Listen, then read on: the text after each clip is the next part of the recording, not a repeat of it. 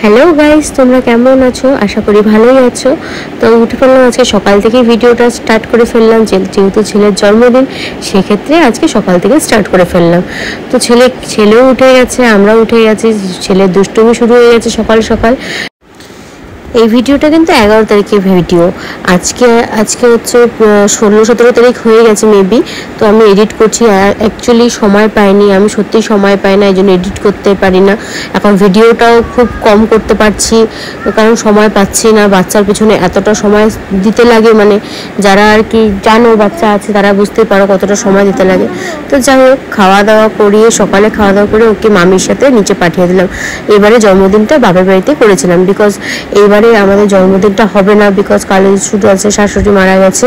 তো সেই ক্ষেত্রে হয়নি, এই জন্য জলপাইগুড়িতেই ছিলাম। সেরকমভাবে কিছুই করছিলাম না, জন্মদিনে খারাপও লাগছিলো, জাস্ট যতটুকুনি করার না বাড়ির লোকজন মিলে ততটুকুনি আর কি করছিলাম, সবাই মিলে খাওয়া দাওয়া একসাথে হওয়া আর কি। তো সেই সাথে যতটুকুনি লোকজনই আছে সবাই মিলে খেলে পরে তো তাও রান্নাবাড়ি তো করতে হয় না। তো যেমন সেমন তো আর খাওয়ানো যায় না, বাপের বাড়িতে প্রথমবার বিয়ের পরে করছি আর কি। তো যাই হোক, আগের দিনই সব মামিরা, মানে আমার ছেলের মামি, তারপরে দিদা সবাই মিলে খুব হেল্প করেছিল কাটাকাটি করতে। আমি এখন যেহেতু আমার হাজবেন্ড বাজারে গেছে, কালকে নিয়ে আসছিলাম, আগের দিন নিয়ে আসছিলাম সব কাঁচামাল, আজকে ওরা গেছে, 11 তারিখে গেছে আর কি, মাংস মাছ এগুলো ওগুলো আনতে গেছিলো। তো এখন ছেলেকে আম কেটে দিলাম, আম খাবে এখন বলছে। বসো বসো, খাও।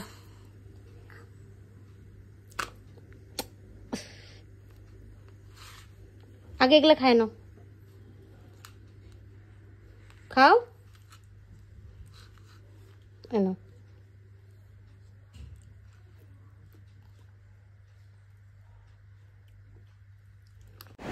এই ফাঁকে আমার ভাজাভাজিও সব কমপ্লিট হয়ে গেছে। তো এরপরে আর একটু সময় আছে, ও এখনও আসেনি, তা ভাবলাম পাঁপড়গুলো আছে, পাঁপড়গুলোও ভেজে নিই। তো পাঁপড়গুলোও ভেজে নিচ্ছি।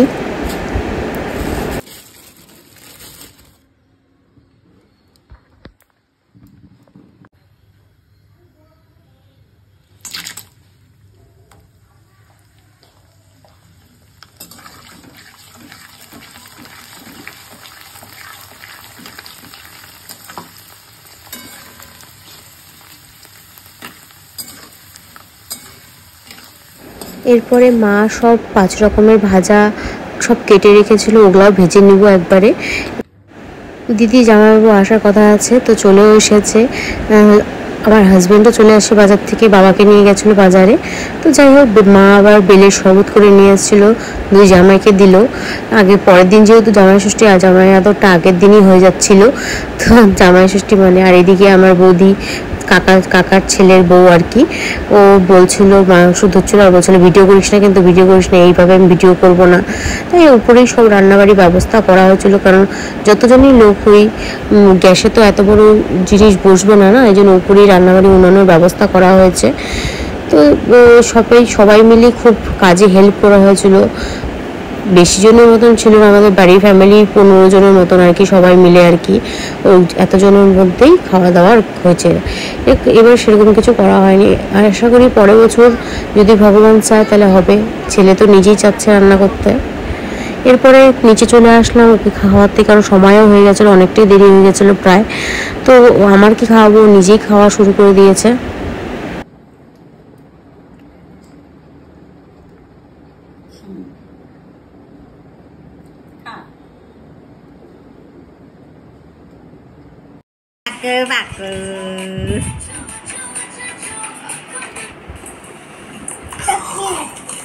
চিকেন এখন কি মোমো দিবা? এরপর খাওয়া দাওয়া কমপ্লিট করে ঘুম পাড়াতে নিয়ে আসলাম ওকে। না ঘুম পাড়ালে বাকি কাজগুলো হবে না, তো এখনও অনেক কিছুই হয়নি প্রায়। এখন বাজে 4টা, দেখতেই পাচ্ছ। এখন যাব হচ্ছে চিকেন রান্না করতে, উপরে মাটনটা হচ্ছিলো। তোমাদের দাদাভাই কিন্তু অনেকটাই আমাকে হেল্প করে দিয়েছিল, তো যতটা পারছে ও অনেকটাই হেল্প করেছে। উপরেও মাটনটা উনুনে করছিল, আমি এখানে গ্যাসে চিকেনটা করছিলাম।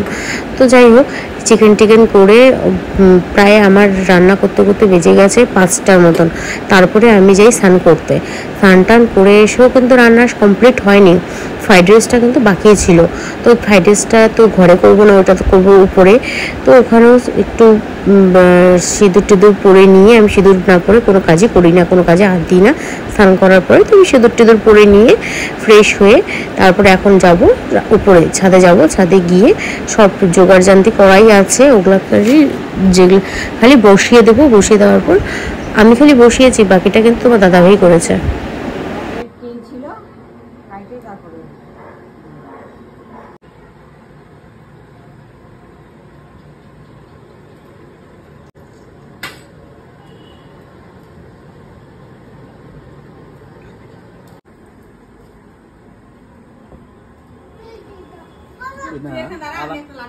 কাপড় দিলে ভালো।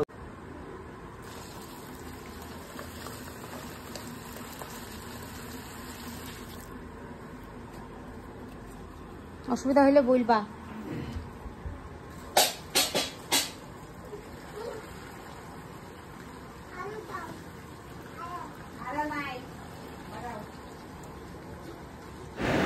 ফ্রাইড রাইস কিন্তু হয়েই গেছে। তো এখন হচ্ছে ছেলেকে রেডি করা বেলা। ছেলে আমার কাছে রেডি হবে না, তাই ওর বাবাই রেডি করে দিল ছেলেকে। আর এর মধ্যে আমাদের বাড়িতে চলে আসছিল লক্ষ্মী প্যাঁচা। তো বাবা সবাইকে ডেকে পাঠিয়েছিল, আর আমি বোকামি করে প্যাঁচাটাকে উড়িয়ে দিয়েছিলাম লাইট জ্বলিয়ে। তো এরপর কেক কাটার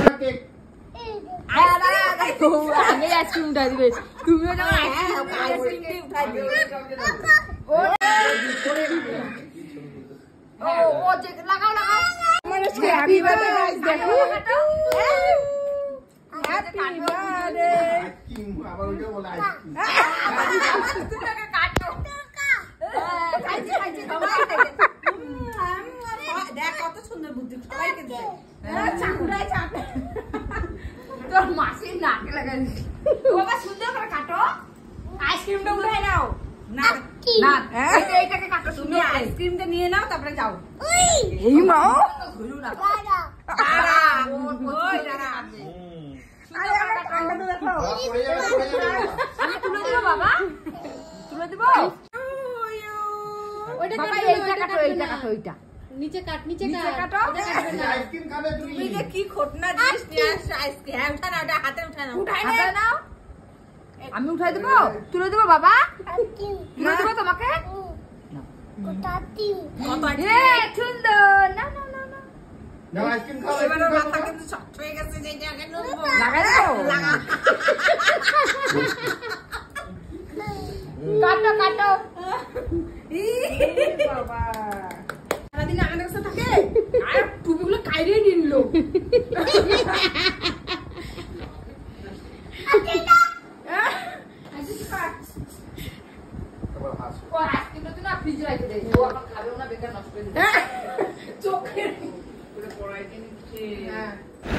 এরপরে সবাই মিলে একসাথে খেতে বসে গেলাম। জন্মদিনের পাল্লা এখানেই শেষ করলাম।